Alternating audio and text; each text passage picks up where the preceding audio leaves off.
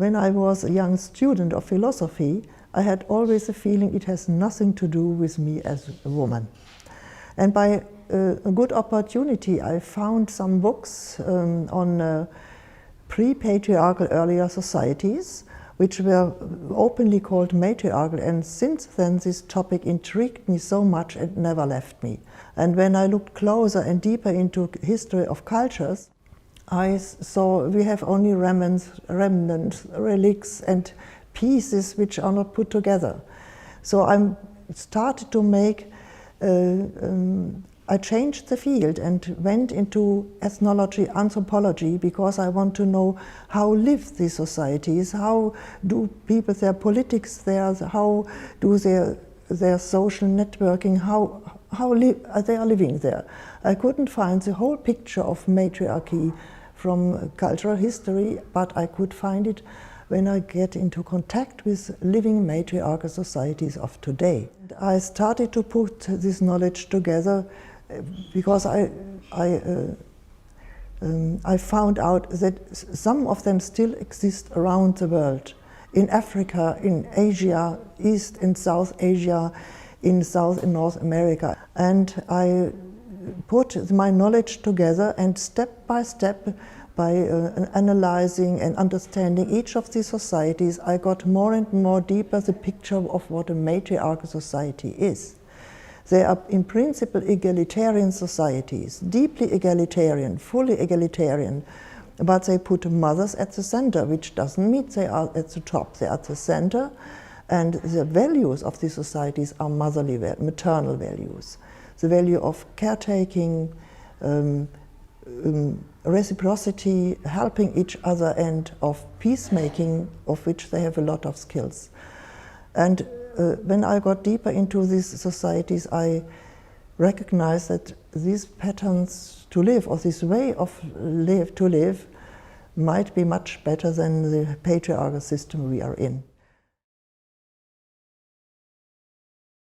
You see, in patriarchy we have a general oppression of women, all women, of weaker men and of other people, and so on and so on. We have a hierarchy of oppression.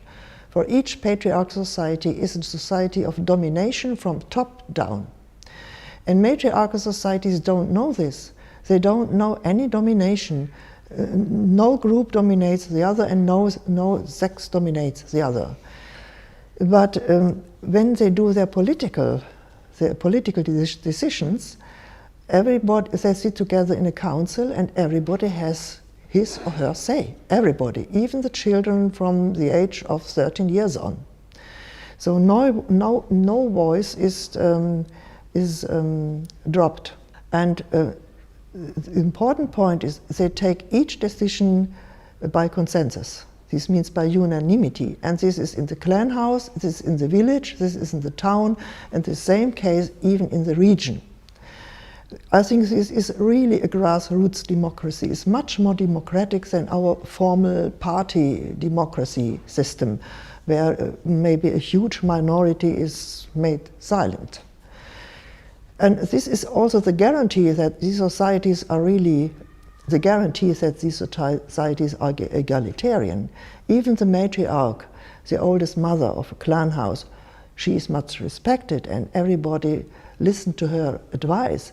But when they decide, she has only one voice, as everybody.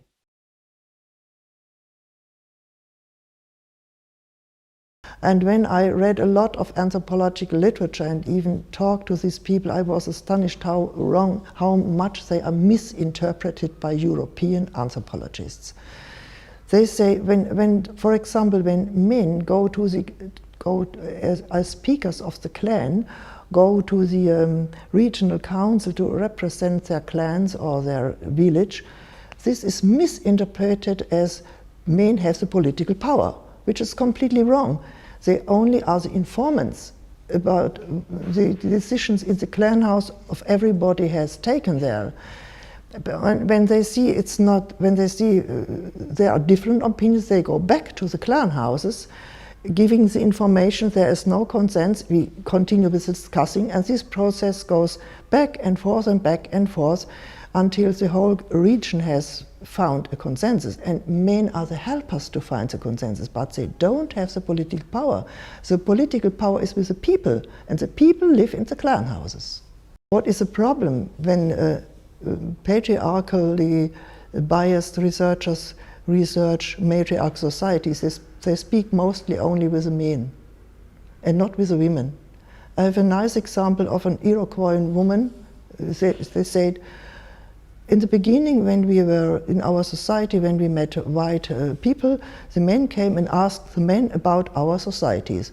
Then we said, all right, it's good. We wait for the women coming, the white women coming to asking the women of our society, but the women never came.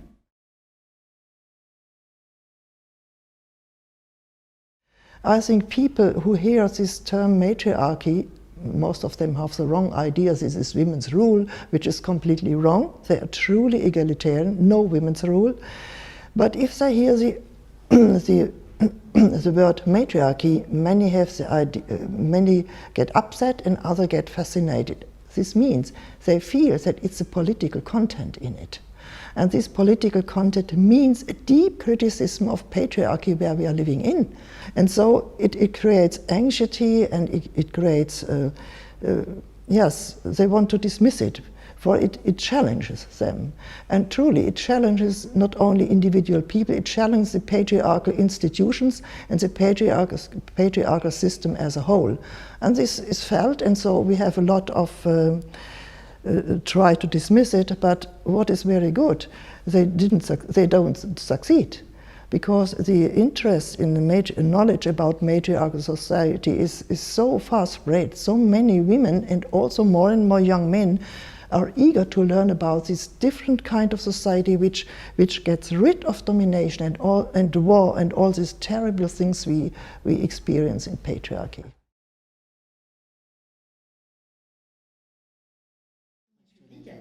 Est-ce qu'il existe dans ces sociétés les concepts de harcèlement sexuel, de viol et de prostitution?